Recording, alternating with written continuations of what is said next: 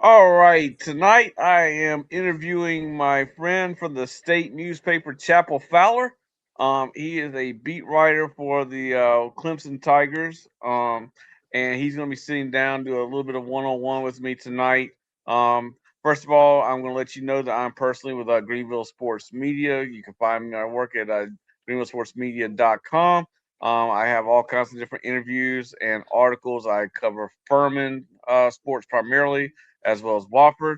You'll be able to find me at the SoCon championship game in March as well.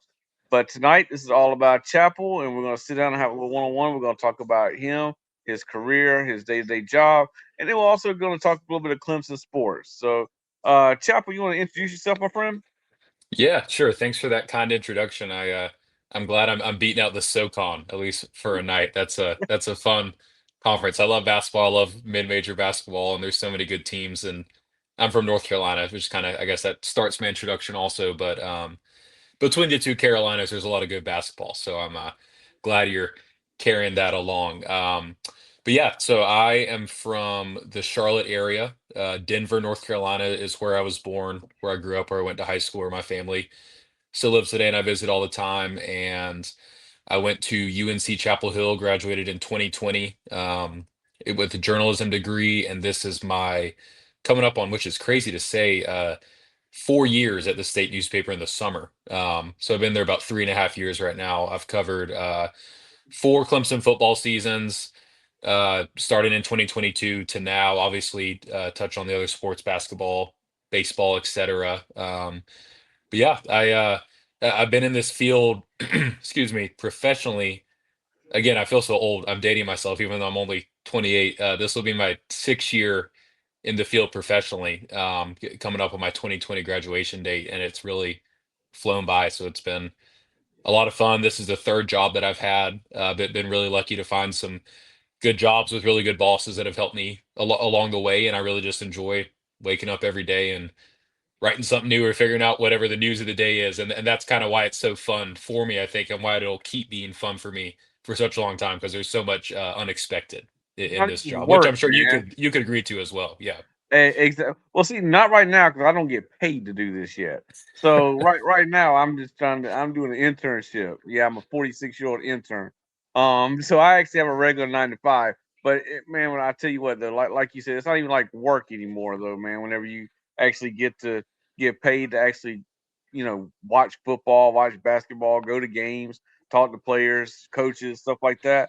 So, man, like I said, I can understand where you're coming from with that. So you said you've been doing this for 6 years. You've been doing this with Clemson for four. You said Yeah. has it been with About Clemson for three and a four? half years with the state newspaper. It'll be Okay. four in mid-June. Yeah. What was it? What did you? Who were you with before? So right out of college, I had a very memorable like 8 month stint as a sports editor for a weekly local newspaper called the Chatham News Plus Record. This was in Chatham County, North Carolina, just right outside the Triangle area, Raleigh, Durham, Chapel Hill. It's essentially one county down from the hoops mecca that's UNC, NC State, Duke. And I just needed something, anything, and I was a part-time and eventually full-time for 8 months sports editor at a paper where there were literally zero high school sports happening. So that was kind of like a very welcome to the industry, figure this out if you want to do anything with it job. But I had a really awesome boss there named Bill Horner, who had worked in newspapers for a long time and had taken over this paper that was kind of struggling at the time that he took it over, and wanted to just hire some young people and try new stuff and see what happens. So that was a job I had for 8 months right out of school. And then that led me to another job. I was covering like recruiting across the state of North Carolina. I lived in Raleigh, wrote a lot of stuff about UNC Tar Heels, Duke Blue Devils, NC State Wolfpack, basketball recruiting, football recruiting, a lot of stuff on local kids or big, 5-star names in Charlotte or the Raleigh area. As you know, like you look at all those lists about the per capita counts for, most NFL players produced or something like that. North Yeah. Carolina's pretty high on that list between, you got Drake May starting in the Super Bowl on Sunday. And we all know North Carolina is one of the hoop states too, where people just love basketball. So there was He's always, gonna he's gonna have trouble exactly. with my man Nick Emanwari though. Oh yeah, So absolutely. Yeah. There so are, that's, there are that's gonna be South an Carolina interesting matchup. natives, South Carolina natives across the board. Hopefully Eamon Morey plays and that ankle injury doesn't stop him They from said getting they into the expect him to game. play Yeah. still. They I said they hope expect him to so. play. I hope so. That's So just so I cool. And Chaz Surratt, East Lincoln High School, UNC, Denver, North yep. Carolina, same graduating class as me actually in high Wow. school. So really, really good dude. But anyway, so that was the job that I had before I came to the state, was covering recruiting across the state of North Carolina. So I've kind Oh, of taken a step up from, a very low level high school beat writing. It was kind of my main job, and then a little bit of college, a little bit of high school, to now doing it, covering a college team so specifically. basically, it's one of those jobs where you had to make your own story. Basically, before back then, though, wasn't it? You, like I said, you didn't really have no real high school sports going on. So but you was in North Carolina, like you said, there's a lot of good sports in North Carolina. As a matter of fact, like I said, like I told you, baseball, I'll be actually covering Wake Forest for baseball. So I'll be traveling into Winston Salem some for baseball games because Furman doesn't have a baseball team, so I'll be doing their softball. Like I said, be with your team Clemson that next week. So really good, really really good stuff, man. So like I said, so you started out like with Clemson basically as your first major job. You covered them through some very very successful years in their history. So when you first um when you first took on the beat, excuse- what surprised you most about covering Clemson day to day? Um, that's a good question. Obviously, I was coming in having known them as a bona fide title contender. They won those two championships not too long after I started covering them. Always in the college football playoff, all this stuff. But I think I came in at a really interesting time for their program, and I've really enjoyed covering it as a beat writer, just because it's been different. That this is not a team or a program that's ripping off 15 win seasons like they were able to sustain for so long, which is such a credit to them and Dabo that they were able to. But they've kind of had a little bit of a harsher reality in these last few years. So some tough questions, some bad losses, some streaks being broken, questions about portal, this and that. So I've honestly, I've enjoyed just coming in and like having my expectations shifted. I honestly, it would be fun and interesting to cover a team that's still going 16-0 and winning titles and everything. But I think a lot of the more interesting stories and things that have popped up on the Clemson beats as I've been covering it, and that applies to not just football but basketball, baseball too, are when something goes wrong, or when something is a little bit different than usual, or maybe something changes. Just when it's something new and different is a phrase that me and my boss use a lot, like things that are new and different. And I think whenever this past season Clemson goes 7-6, like that's led to a lot of new and different things. They went to the portal more than ever. They had a lot of staff changes. They're probably going to have some kind of structural changes to stuff. They got a big quarterback question. So like things like that are fun to cover. So I think the Clemson beat has kept me on my toes. And Dabo Swinney's obviously a huge part of that too, because he's one of those rare coaches where whenever he talks, you have to be ready because he could make national news just like that. And that's just the platform that he has. So that's also fun. And that helps me as a beat writer. It's good to have a really quotable coach that you're talking to and covering all the time. One thing that old Clemson coach Danny Ford said, Dabo Sweeney never found a mic that he didn't like. So, so yeah, I can imagine. You got to always be on your toes with him because he, like I said, right now he's making national news right now, and about Hmm. that a little bit later also because I can't pass that one up. Now, the Clemson expectations has been, they were big for a while, then they've kind of tapered off a little bit. So, how did your approach to covering what a team that was a powerhouse like Clemson evolved as the expectations around the program, have changed basically?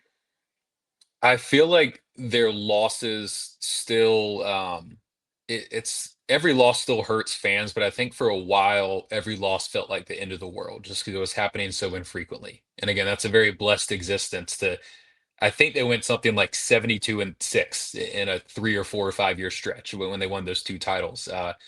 And again, they lost 6 games this past year, so they lost more games in one year than they did in their 5 or 6 year peak. So I think just understanding that this is at this moment as it stands right now, this could obviously change. They could have the best season ever this fall, but they're kind of like a middle of the pack, upper tier ACC team. They don't really have the benefit of the doubt from anybody, whether it's AP poll voters or the people who vote on the preseason poll. Like Clemson's not going to be the preseason ACC champion this year. I can guarantee you that.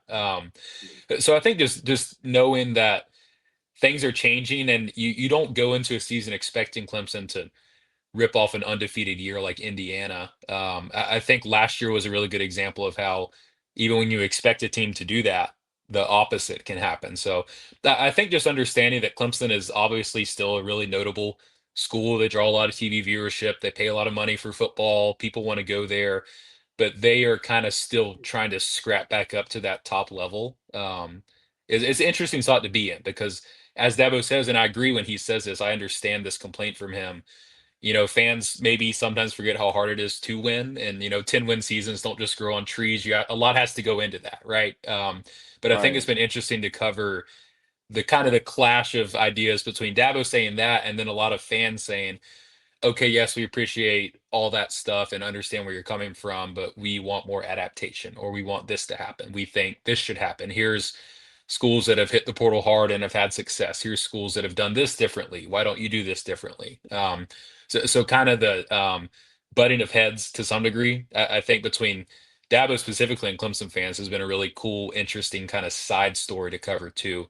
But yeah, it's definitely a program with diminished expectations. I mean, this year they'll be unranked in the preseason poll for the first time in a super long time. So yeah, it's been different but fun. Well, one thing I think that Clemson fans seem to kind of forget what the state the program was in before Dabo got there. Like I said, I mean, I'm 46, watching this stuff for a very, very long time, Hmm. and th- the Clemson program was in a mess before Dabo came in. They didn't even really want Dabo whenever he first got hired. The And D plus higher, as he likes to say. Exactly, Yeah, exactly. He was what, a yeah, wide receivers he coach, was. Yeah. or Hmm. something whenever they hired him, and then he couldn't beat Steve Spurrier to save his life, and they Hmm. didn't like that at all. But I think that Dabo has earned his spot there. That he doesn't need to be ran out. Like and I tell people this all the time because they're always saying this stuff. I talk to Clemson fans all the time. I live in the upstate, so I'm like a fish out of water being a Carolina fan. And there are people who want him gone, and I'm like, dude, that guy, they should build a statue of that guy out there, man. I mean, And they really and will truthfully. someday. They will. Yeah, definitely. And, Yeah. and I do this, and I argue the same thing with my Gamecock friends. About Shane Beamer. I'm like, that could be our Dabo. You got to give him time. So I happen to like Dabo. And I think he's funny. He does trip me out. I love his press conferences, and I like how he doesn't pull any punches. So I think you know a beat like that for you is absolutely fun because it's always something that you can talk about. So now, as a beat writer, man, so what is something about being a beat writer that our fans don't realize, but you think they should? Another good question. I'll go two parts. I think the first one is I am not a Clemson fan. I just cover the team. So Mhm. win or loss, I'm there to document results. I'm there to celebrate and highlight when good things happen. I'm also there to ask tough questions. When bad things happen, I'm there to write stories if a player happens to get arrested or something like that. I'm there to dig into deeper stuff. Like Clemson had a really controversial gymnastics coach hire a few years ago, a woman who had some allegations of kind of mental, emotional abuse at previous jobs, and Clemson hired her anyway, and she ended up getting fired for cause for almost the same thing at Clemson. So that's kind of a longer project that I did last year, kind of looking at, okay, what went wrong for Amy Smith at Clemson, and why did Clemson hire her in the first place, given these past allegations? That is not like the most walk in the park fun story feature to write. That's a Yeah. lot of tough conversations. I spoke with the coach and her lawyer for that story. Spent a lot of time on the phone with Clemson's spokespeople, and that was not a contentious process, but it's never fun to tackle stories like that, but it's part of the job, and I think it's important. So not a Clemson fan, but certainly happy to highlight big wins and awesome players and coaches, of which they have many.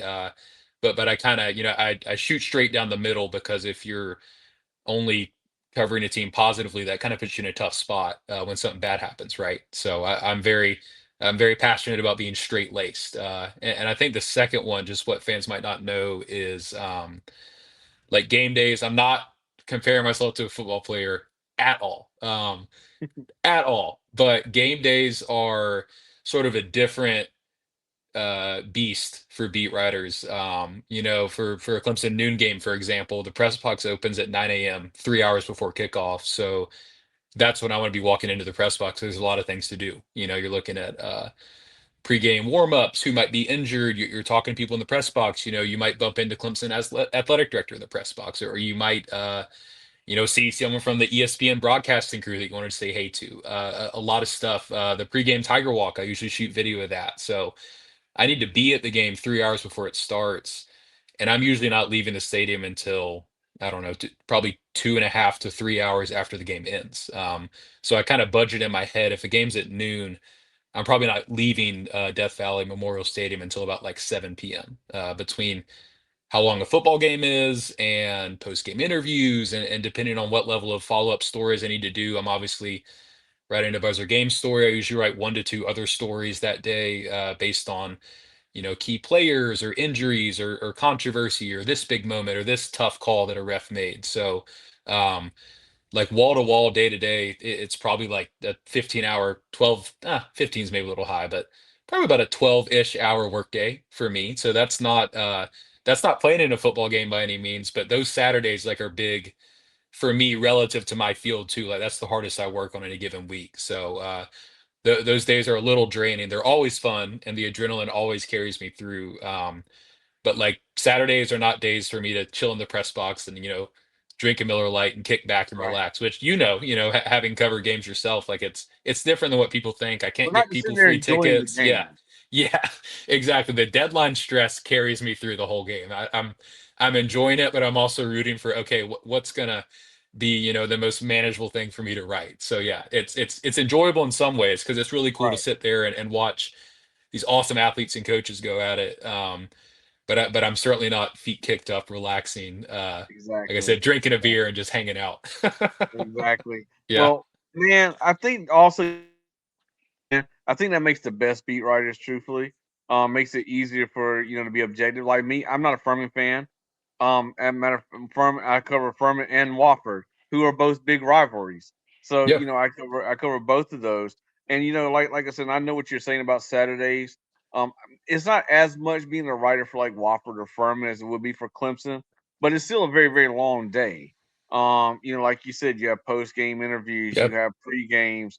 You want to make sure that because I shoot my own videos and my own pictures also for my articles. So I'm my own photojournalist as well. So I'm going from up at the press box, going back down to the sidelines, taking doing shooting videos, shooting shots and stuff like that. So I can understand. Yeah. Football is a lot longer to me than basketball. Basketball, the games aren't as long at most Oh, of the they time, fly by. and If you cover a it, football game, basketball's like yeah, poof. Basketball's like yeah. nothing. And I tell you, the worst one I did last year, though, man, Yeah. I was covering a Wofford game, and it was during a storm, and it was a lightning storm or whatever. And every time there's a streak of lightning, the NCAA made you bump it up 30 minutes. And the kickoff was supposed to be at like 3 o'clock in the afternoon, and they ended up not kicking off till like 7 o'clock that night. Oh my And gosh. and that you talk about a long time because now you got the game playing. You still want to get your post game interviews. You still got press conferences at the end. You still, you got to. I got a deadline. I got to make sure that I have this article up because the SIDs want our articles put up no later if we're at the game no later than 2 hours after the game's over.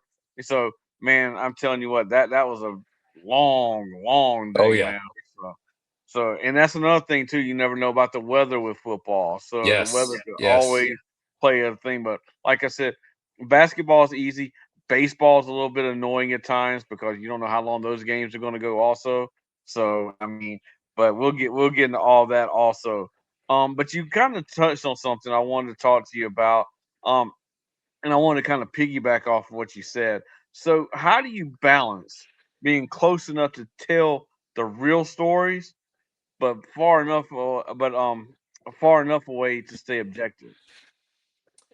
There's a famous line in that almost famous movie where I think it's Philip Seymour Hoffman or whoever it is says, these guys aren't your friends. It's the guy who gets in bed with all these rock stars as a journalist and kind of loses his way. I have some like really awesome professional relationships with a lot of people at Clemson, whether that's the top football communications guy, the top athletic communications guy. A lot of players and coaches just that have been around for a while know my name, know my face. Dabo's in that category, and I'm always, there's a lot of great people there. But I think we understand the relationship, and I think the kind of key to doing that is just not stepping over the line. Like if Dabo was like, it was his birthday and I saw him, I'd say happy birthday, but I'm not gonna like, send him a $25 gift card for Starbucks or something like that. If I see a player, let's say I'm like out at a bar in Greenville and I see a Clemson football player or something, like I might say hello, but I'm not gonna like snap a picture with them. So just kind of keeping those personal and professional boundaries, and I think they understand that too.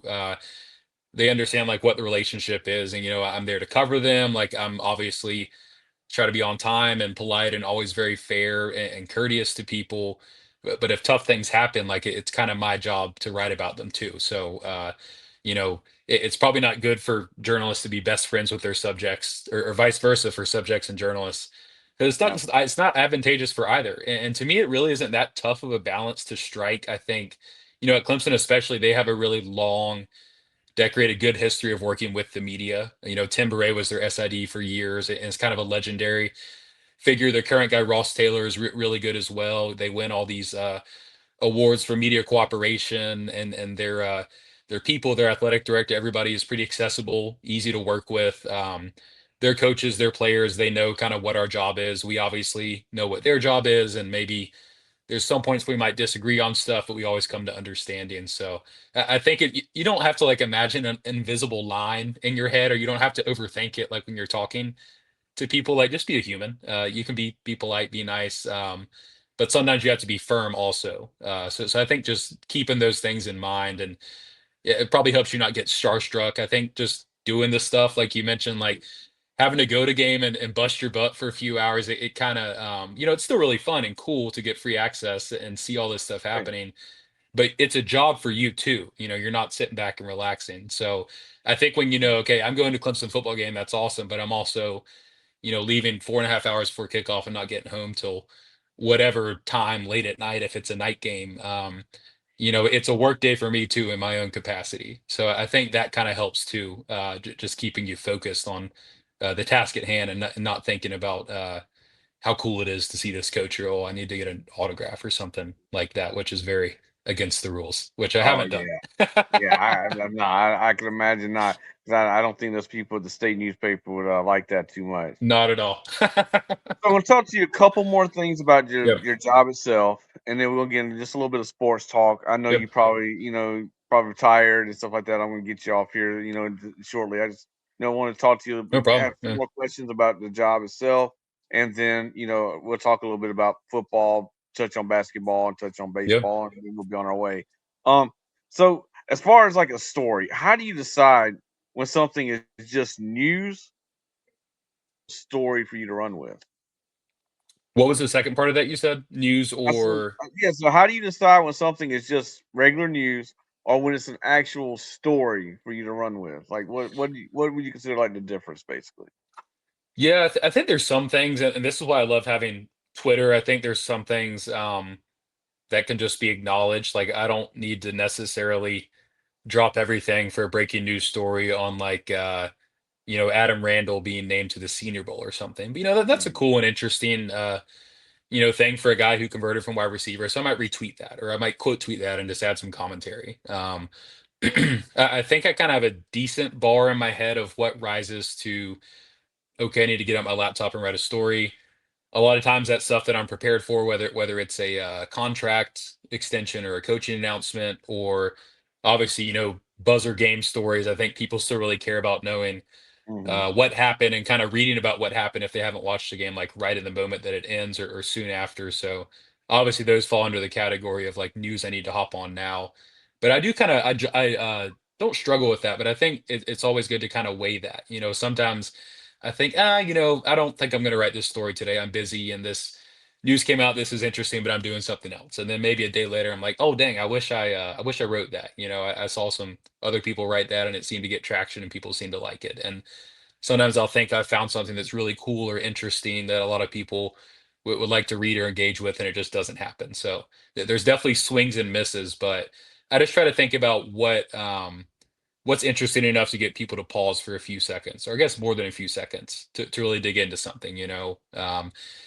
Cade Klubnik, works out in Clemson Stadium, maybe isn't uh, the most interesting headline of all time, but what if Cade Klubnik is working out in Clemson, and he happened, like, a piece of the roof happens to like fall and, like, sprain his ankle or something crazy like that. That's weird. That's different.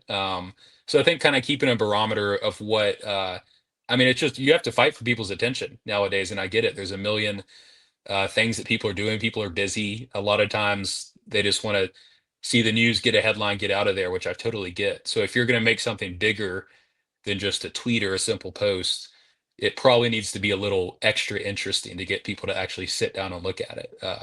Because we're all pressed for time nowadays. This is an instant gratification and go, go, go world, as you know, as anybody listening to this knows. So I think that you kind of answered my next question, because what I was going to ask you was about how has social media changed the way you cover Mm. the program as well as interact with fans of the program as well. Anything else you want to elaborate other than what you just talked about? I think it's a huge part of my job. I consider it like a really key tool for connecting with fans, promoting my own work, seeing other people's work, getting story ideas.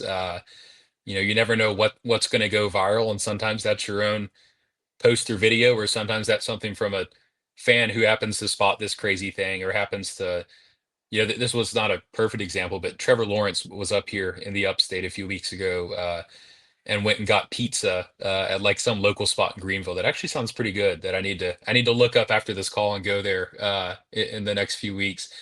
What's the But name? I can that's, tell you. I can gosh, talk to you about it. I forget. I'll have to look. I'll let you know after this. I have the screenshot. But like Trevor Lawrence just showed up and got pizza, and the pizza employees took pictures with him and they posted it, and it popped up on my Facebook feed. I think someone I was friends with had shared it, and I was like, oh, well, that's cool. That's something I literally never would have known about if I wasn't just casually monitoring social media. So I'm probably on it a little bit too much. I try to wean myself off and not scroll Twitter all day, but it's an awesome way to keep track of people. I mean, we connected because you DM me. It's a great way to meet other journalists or set up interviews, or I get a lot of radio interview requests via DMs and stuff. So it's good. It's beneficial for me, for readers, obviously for my own like workflow and everything, and it all kind of runs together. So yeah, definitely a big part, even more so than I ever would have thought when I got out of school. Well, you talk about that because, like, that's the way I've been setting up my interviews, just Hmm. just reaching out to people.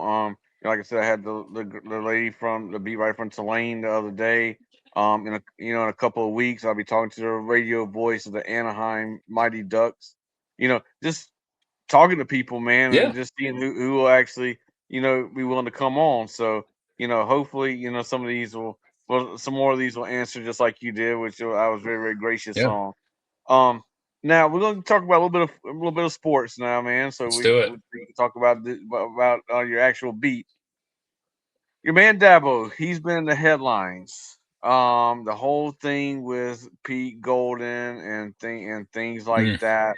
Um, like, how has the mood been, with all this? Because Dabo usually is in the spotlight for positive things, and this is not negative on his behalf, of course, but he's never really been into any controversy like this. So how's, like, the mood back outside of the football field? Has any of that rubbed off on Dabo or any of the staff? I think and I'll give him credit for this. I think he is very aware of what his voice carries in college football. Especially with Nick Saban retiring, you could argue, not in terms of current or on-field record, but just in terms of prominence. Like, he's probably either the number one or number two or number three most notable college football coach in the country. It's probably I agree. him, Kirby Smart, Signetti, choose your fighter. But when he talks, people listen. So I think, he's been thinking about this stuff a lot. Like he mentioned in that long press conference, like he's been like thinking about just how to fix college football and what he thinks is wrong and how to keep it going because he really does love it. I mean, he's a lifer, and he's never considered leaving for the NFL. He's obsessed with college football and very truly believes in the mission of student athletes. I think he knew that it was like put up or shut up for him, so he just went all the way. That this is Clemson's kind of lived a charmed existence. Some fans might say, we wish you went to the portal earlier and we're making these statements 3 years ago because it meant you were signing 10 portal guys in 2023 instead of 2026. But they finally gambled and went to the portal heavy because they really needed to after this bad season in 25.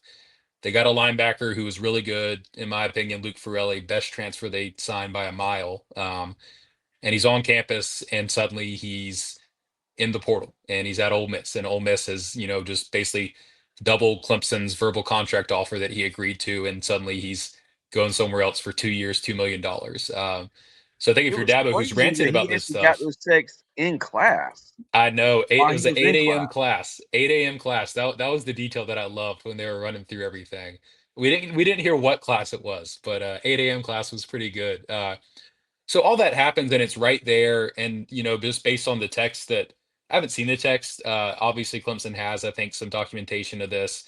Dabo read off a long document in that press conference, so I would tend to believe Clemson is not lying on any of that stuff. It was pretty egregious. It was a pretty egregious example. So I think they're kind of putting the ball in the NCAA's court to say, hey, here's a really clear, direct case of what you at least pretend to say should not happen. So what are you going to do about it? And I think they're very eagerly awaiting the result to see what the NCAA does to Ole Miss, if it's going to be an actual punishment or suspension or just a slap on the wrist. Yeah. Well, first of all, I absolutely loved that press conference. It's probably one of the It was, best press yeah, conferences I've ever memorable, watched. very memorable. Um, because not only did he whenever he brought it, he brought the receipts with it. So Yes, I, yes. I absolutely thought that was probably one of the best press conferences outside of Allen Iverson complaining about practice that I've ever watched. Another good So one. I thought that was absolutely phenomenal. I've watched that press conference so many times because I was like, man, I didn't catch that. I didn't catch that detail. I didn't catch that. So man, I'm telling you, I actually wrote a story on that actually on the site. On that press conference and what was going on. But I think that Dabo, like you said, he's an old school guy, and he doesn't he didn't want to do the transfer portal. He didn't want to do NIL like so many people were. And and you can look at it in two ways if you ask me. You can look at like I agree with Dabo.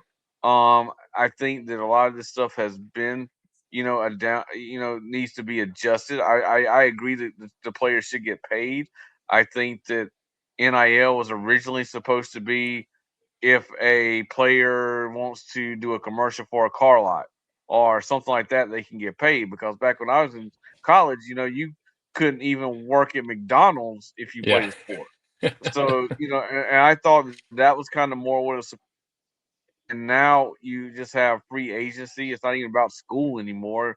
And, Yeah. I just think the whole thing is just, kind of messed up. But on the other hand, Dabo is getting paid to win, and and it's his job is to adjust to whatever's going to make Clemson successful without breaking the rules, of course. Because what Pete Golden did, I think, was Hmm. absolutely egregious. Because like he said, there's tampering. There's what tampering 3.0 or whatever he said. Tampering 301. Yeah. Yeah, that 301, and that absolutely was. I mean, I've Yeah. never like you're texting somebody while they're in class.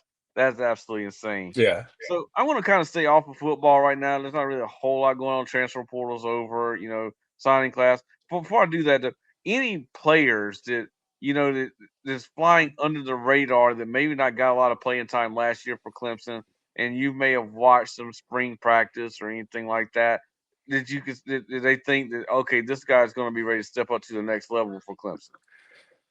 Um, let's see. I'm thinking back to that frigid pinstripe bowl in Yankee Stadium. They had some younger defensive linemen that I thought were interesting. Champ Thompson was a guy who actually planned to enter the portal, but decided to kind of withdraw and stay with Clemson. And that's a kid. He's gonna be like a redshirt sophomore or something who they seem to be pretty excited about and had a pretty decent game in the Pinstripe Bowl. Let's see.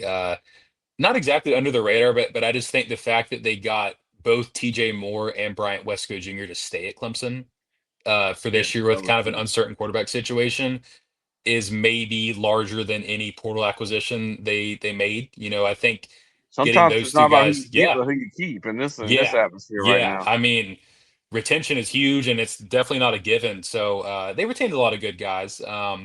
But those two are at the top for me. Like I think both those kids are just like game-changing, really good wide receivers. They have bailed out Clemson a million times in the 2 years they've been on campus already. And I don't really know what Christopher Vizina is going to do as their starting quarterback. I think there's a lot of questions about him.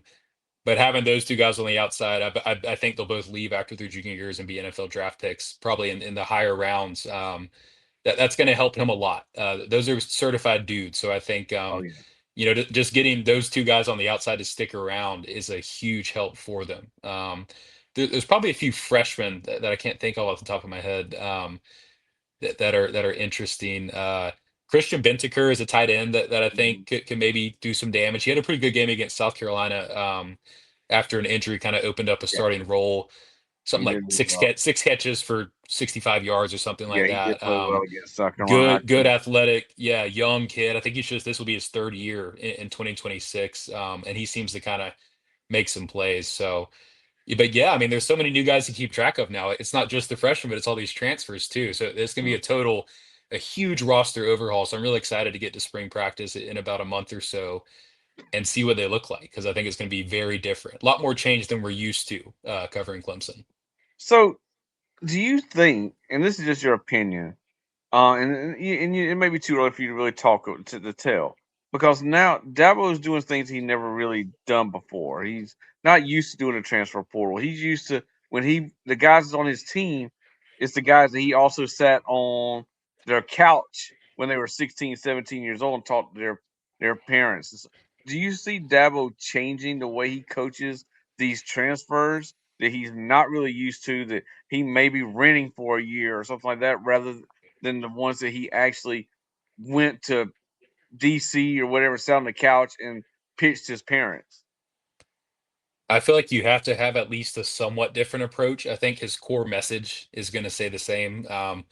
For better or for worse, Dabo is very much what he believes in is what he believes in, and he does not back down from that. And that's led to a lot of success. It's also drawn some scrutiny and gotten him in trouble at times. But I think when he sits down with a transfer recruit versus a high school recruit, it's kind of the same thing.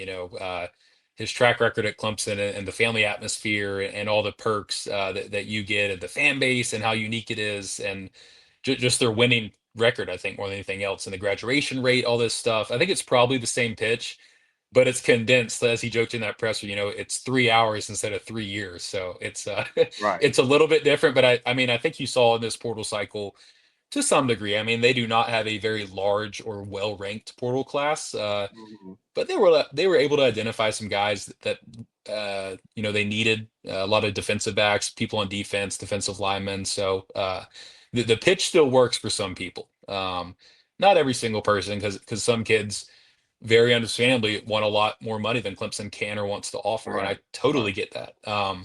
But I think his message still works for a lot of people. I mean, retention too. They've retained some good guys.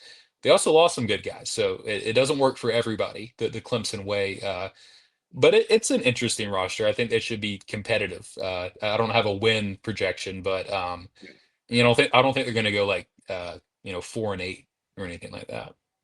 Well, like I said, one of the things that changed me about Dabo, and like I said, once again, I'm a Gamecock fan. But I love how he's adapted to the Clemson Life program, and Oh, it's he's great. had Yeah, it's videos of awesome. him with like Yeah. the kids with Down syndrome. I have two kids with autism, Mm. so that kind of outside of a football rivalry, I absolutely adore that type of stuff. So that's one thing that I always respected Dabo for. Is how he adapts himself around that particular program, because that program is not something that's offered anywhere else hardly. I mean, maybe in a few other places, but nowhere in the state. So I can appreciate that. Now, um, and we talk about retain. I'm interested to see how they do against versus South Carolina Nittany Lions this year. Since we got half of the Nittany Lions I know, coaching staff coming. right? So I think it's gonna be good. But you talk about retention, us keeping Dylan Stewart and Lenora Sellers and keeping those Huge. guys. Yeah. That's gonna be huge because I think Mike Shula really did waste Lenora Sellers last year, and I'm hoping Kendall Briles can, use him the way he should be used.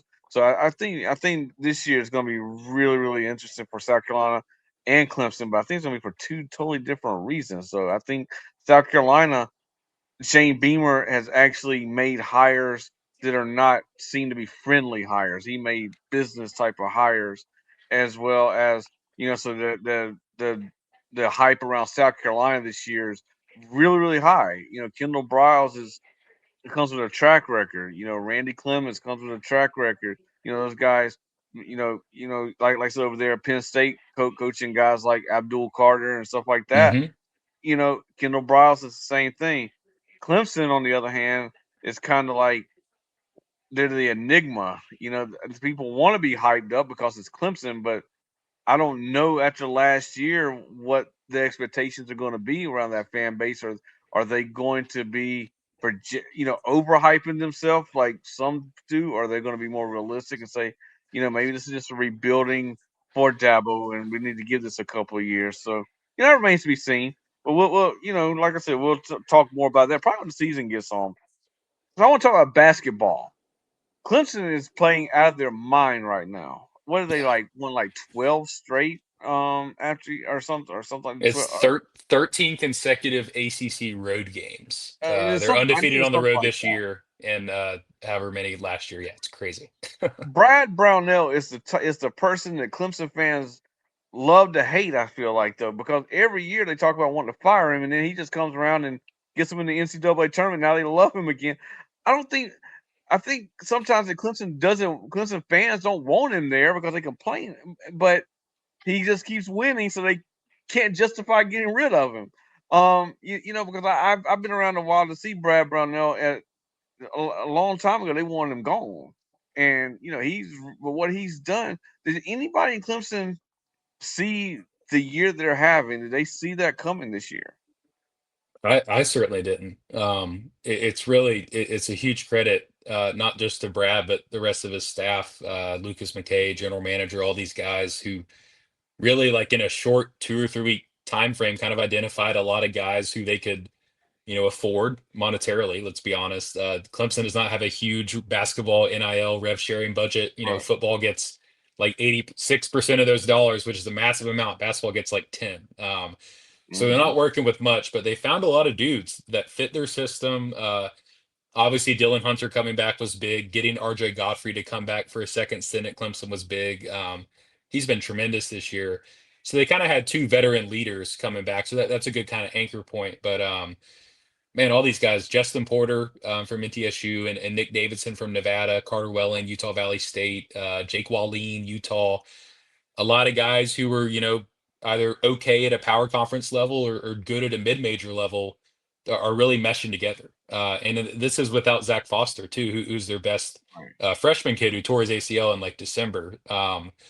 So yeah, I mean, I don't think they're on the level of like Duke or something, but I mean, they're 9-1 in the ACC for a reason. So they're very much cruising. This will be the first time in Brad's Clemson tenure that they will have made 3 consecutive NCAA tournaments. Yeah, And that's last year was the first time they'd even made 2 consecutive NCAA tournaments. So he's very much having like a late career resurgence. He has a new contract where essentially whenever he wants to step down, he can just be like a special assistant to the athletic director. So that's this cool. is kind of his not right into the sunset because he's still very competitive and I think wants to coach for a while. But this is his year 13 or 14. Like he is in an excellent spot right now, and I think Clemson fans are really They're finally appreciating and starting to enjoying. appreciate him Yeah, because every appreciating and year, like I enjoying said, a it was really always good they run of want to get rid of basketball. him.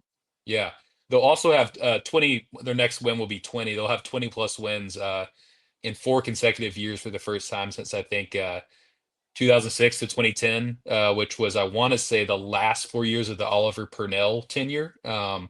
So yeah, a really good sustained run of success here. with a lot of transfers involved. So yeah, that's been a total surprise to me how good they've been this year. But they nailed it with their portal acquisitions, I think, more than anything Well, I else. think what kicked it off for those guys, in, as far as Brownell, not this year, but just in general, was when they got the kid. Like I said, I'm not too mentioning the kid from Syracuse. Oh, Joe Girard a few years ago. Yeah, Yeah. Yes. when Yeah, it was a when they got really, really good him, that addition. was Yeah. huge, and I think that led to more people saying, "Okay, you can win at Clemson. I You agree. know, Yeah, that you was a can win big at time basketball." transfer. I mean, that guy can shoot the lights out, as you saw. I mean, Yeah, that kid was a exactly, hooper at absolutely Syracuse. He insane. was really good at his 1 year at Clemson. Yeah, I was not expecting them to get him. I was like, what? Gerard Clemson? Yeah, Yeah, that was and that's huge. what I'm saying. I think that opened up the door for people coming. And another thing is what people you can get some really good players at mid-major basketball. I watched you talk about the kid from ETSU. I watched him last year as covering Wofford and stuff like that. You know, there's a guy at Furman right now named Alex Wilkins that people are going to be calling. After the season, I can go ahead and guarantee it. Um, I'm watching former Clemson guy right now, Asa Thomas, who's actually Asa, yeah. found his groove with Furman. So he's injured right now, but he's been playing really really good with Furman. So I think that you can find good players in the mid majors that can step up, and you can also find good players that may wasn't ready for Division One, but can go down to mid major like Asa Thomas, and still and find a good situation because Bob Ritchie and Furman is one of the better coaches around, and I'm surprised that Furman's been able to keep him. Truthfully, Yeah. um, and a lot like I said, I really think that whenever Brownell decides to leave, Bob Ritchie be on their number one that they're going to call probably. Yeah. Um, he turned down South Carolina when they got Lamont Paris. But I think that that I'm surprised that he's still with Furman. But I think you watch that kid Alex Wilkins, he's going to be good. And I think Clemson and some other teams are going to be calling him after the season. So um, now baseball's coming up. What is projections like for Clemson baseball this year? Yeah, I admittedly do not follow them as closely as I do football. I think I think I don't want to call them like the Buffalo Bills of college baseball, because they haven't been getting like all the way to the edge of Omaha or in the title game consistently as of recent. But if you look at their numbers, like the number of all-time wins, wins this century, super regionals, NCAA tournament appearances, Omaha appearances. I think there's something like the second or third most Omaha appearances without actually winning the College World Series. And this is without having gone since 2010. So Yeah, they're in this really weird spot where they've been a really good competitive baseball team that really just does not execute at the postseason. As a reporter, I love covering Eric Bakich, their current coach. I think he is fascinating, insightful. He's always good for a quote. He very much speaks his mind. That's gotten him in trouble a few times too. But he's really entertaining. So I love going to games just because he's so fun to talk to. I think they've added some transfers. I think pitching is a question for them. They pursued a lot of really high level pitchers and didn't really bring in a truly elite arm, and that was something that Bakich really wanted to add to their roster from last year. But I think they have a good mix of pitchers and hitters. Cam Canarella, their stud center fielder, is gone. They have their Friday ace back, Aiden Canuck, who's a really good player. But I'll be interested to see how a lot of these new transfers fit in to the lineup. Obviously, that South Carolina series is kind of really the first time that I usually really tune in to them and see how they look against really elite and good power level competition. So that one will be fun. Always is fun. I love that 3 game series. So that's probably the first yeah, time that I'll see him in person. But Clemson fans care about I baseball, just like South Carolina. It's a great state for baseball. Coastal was in the World Series final last really, year. So it's fun to cover them into the postseason, especially. Postseason baseball is really cool. So that's usually more my thing once they get deeper into the season because I'm usually more yeah, basketball heavy until then. But right, yeah, they're a fun and relevant program. So that's really all you can ask for. yeah, and like you said, I mean, South Carolina being top level competition, we'll see how that goes. Paul Maneri, I don't know about that one. Right. I think we got a guy right up here in North Greenville. There's a South Carolina royalty who should be Landon Powell Hmm. should be getting calls from South Carolina a long time ago. Not certain why that hasn't happened, but we messed around and made our best coach that we had an athletics director, and we see how that's went from here from since then. So, I Oh, mean, like I said, we'll see. I mean, I don't know if how much the pulmonary experience is going to be for Monty Lee. Maybe the next one, former Clemson guy also. So we'll see how that goes. But I think it's always good in the state whenever both teams are good. You know, absolutely. I agree. maybe not so much as basketball because the South Carolina is not really known for like their basketball, South Carolina Clemson rivalry and stuff like that. But baseball and football, those two game, those two games are very very competitive between the players, the fans, and everybody. So I really do like it, especially like you said that 3 game series. Whenever Clemson plays, South Carolina, it's always a lot of fun. You get to go back and forth on Twitter, stuff like that. All right, man. So this has been awesome. So what I want to do is close out one last question for you. Well, 2 questions. First of all, Super Bowl coming up. Who you got? Um, I'm going to take the Seahawks. I'll say they get it done in a bit of an upset. I think it'll be a fun game. But I think, well, actually, who's favored? Are the Seahawks favored? Who's Seahawks are the? favored. It flip flops so much. Yeah. I don't. Mm, you know what? Screw it. Let's take the Drake May Patriots. Let's say I Sam Darnold's been awesome, but I say maybe that this final big game isn't. He can't do it. So All right. I'm Let me get you one gonna go more follow-up Patriots. question before we Yeah, close out. yeah. Bigger story: Drake May winning in his second year, or Sam Darnold finally getting it done? I think Darnold getting it done would just be crazy. I'm a Panthers fan. I watched him struggle mightily down here. We all remember, those that just brutal run with the Jets. You just felt bad for the kid and the famous, I'm seeing ghost things on the sideline. I mean, it is really cool. I wish he would lighten up a little bit, and maybe if he wins the Super Bowl, he'll really let loose and drop a curse word like Mendoza, or really let people know how he feels. Because like this guy was a straight up NFL cast off, and to be playing as well as he's playing. And if he were to win a Super Bowl, that would be sick. I think Drake's an awesome young quarterback, and he'll have a lot more chances. And he's very much set up to be a top 10 quarterback for years to come. But this would be one of the more surprising Super Bowl winning quarterbacks, I feel like, in a super long time. So I'll go I mean, Sam. either Yeah. way, this is going to be really really cool Oh, yeah. story. I'm super excited. It's a great Super Bowl matchup. It's But new and Sam different. Darnold, Yeah, you're looking at it. I mean, everybody wants to talk about Sam Darnold, but truthfully, his first 2 teams were dumpster fires.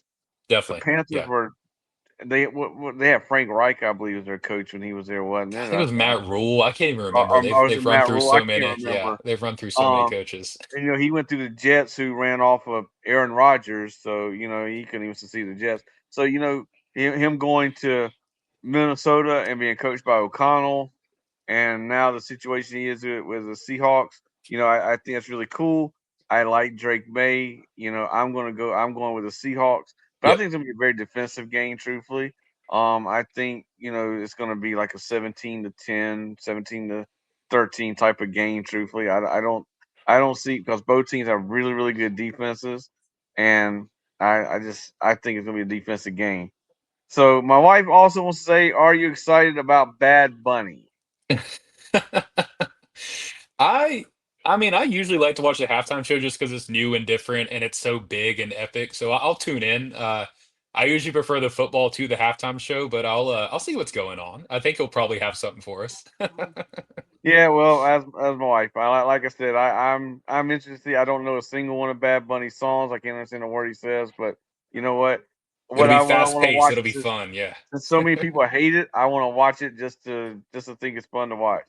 Um, I love it. so last thing, man, if you are giving any advice to beginning journalists who are wanting to get into the beat writer type of thing, what is your biggest piece of advice that you can give people like myself or people who are trying to get into the field?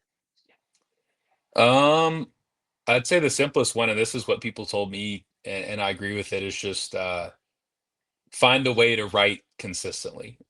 Whether that's going to games, doing your own blog. I think the more you're talking to people, going to stuff in person, interacting with people, the better. If you can't get to games, a blog is fine, but if you can actively make it to games, cover, get credentialed, build a rapport with people, build sources. I think that's great. Stringing for newspapers, doing high school football games is a kind of classic way that a lot of college kids at UNC or other schools will kind of break in and kind of understand the professional business. I did some of that, and that was great. But just getting out there and trying stuff. You can make mistakes. That's fine. I make mistakes all the time. We all do. Nobody's perfect. But just I think the more reps you stack, the more stories you write. Each deadline game story gets easier when you've written a deadline game story already, right? So just you kind of, Yeah, it's very sports-esque, but stack your reps. Like the Patriots corner is going to know how to cover JSM because he's been practicing, this type of coverage all week. It's the same for us. So showing up on time, being prepared, approaching stuff with a genuine interest, asking people simple questions and good questions. Like, I mean, this interview, you've obviously prepared and asked me some stuff that made me think. So, like, there's a lot of journalists that don't do that. So I think that's another simple, just old-fashioned elbow grease style stuff. yeah, Showing up and working hard, usually in the long run pays off. yeah. Couldn't say I that for started the preparing for post, this. I Washington started Post, preparing for this yeah, interview but as soon as you messaged me back and said we could do it. I've been preparing for it. yeah, So yeah. I mean, it was a little bit quicker than what I was expecting it to be. I wasn't expecting it to be within a couple of days, but that's how it goes. You talk about mistakes. I made one just last week. I was doing a pregame talking about one of the games of Furman, and I got their conference record wrong and the day of the game wrong in the article. And you talk about people that are reading this stuff, man, because I didn't notice it. And the SID from Furman was sending me a text message saying, "You need to fix this." And I'm like, "Fix this? This is a great article, man." He said, "No." He said, "You had our conference record wrong and the day of the game wrong." I was like, "Are you kidding me?" So yeah, those they stick with me for like a week. Even when I mess up something small, it still bugs me. oh yeah, But that means you care, so that's good. yeah. Yeah. And I was the same way, man. Because now, like I said, even whenever I do the games and stuff like that, now I'm just second. I'm reading over everything Yeah. like 3 or 4 times. I don't have the benefit of an editor where I work, where I do stuff, so I'm doing my own editing. So well, Chapel, it has been a pleasure, man. I appreciate you giving me your time. I would love to do this again whenever it gets closer to football season. Since that's your primary bread and butter, so we can kind of have a little bit of football talk. But before we go, Chapel, can you tell anybody who watches this article where they can find your content, my friend? Yeah, absolutely. And thank you, Mark, for having me. It was awesome to come on and talk about myself a little bit and talk about Clemson and everything too. So appreciate your interest. My Twitter is just my first name, last name at Chapel Fowler. I'm pretty active on there. And the easiest way to find Clemson stories, everything else we at the state do. Obviously, we cover South Carolina Gamecocks really heavily also. Easiest way to access our website in the sports section is thestate.com /sports. That's where you can find everything. That's our nice little sports nifty homepage. So those are the two easiest way to find me online and kind of keep up with my stuff.